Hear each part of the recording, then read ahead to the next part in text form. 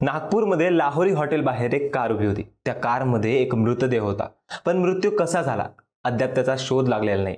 नागपूरमधल्या एका व्यावसायिक साजन मनोज मिश्रा यांचं वय वर्ष 30 आहे। त्यांचा वाळू आणि बांधकामासाठी लागणारे साहित्याचा व्यवसाय। शुक्रवारी रात्री त्यांच्या कारमध्ये बसून ते बाहेर फिरायला गेले होते। रात्री उशिरा परत येणार होते, मात्र ते आलेच नाही। नातेवाईकांनी शोध सुरू केला, पोलिसांना देखील कळवलं। बराच तपास केल्यानंतर त्यांची कार लाहोरी हॉटेल बाहेर उभी मिळाली। कारची तपासणी केली, ज्यावेळेस त्यांच्या कारमध्ये त्यांचा मृतदेह आढळला। त्यांना लगेचच खासगी रुग्णालयात दाखल करण्यात आलं। डॉक्टरांनी त्यांना तपासलं आणि त्यांना मृत घोषित केलं।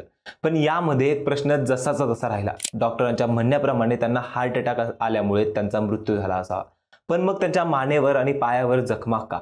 यामुळे सगळेच अचंबित झालेत। सगळ्यांना काय घडलं असावं हा प्रश्न पडलाय। त्याचा शोध पोलीस घेत आहे। अजूनही सगळ्यांना संशय आहे की त्यांचा मृत्यू हा गळा आवळल्यामुळे झालाय। मग त्यांच्या खुनामागे कोण आहे?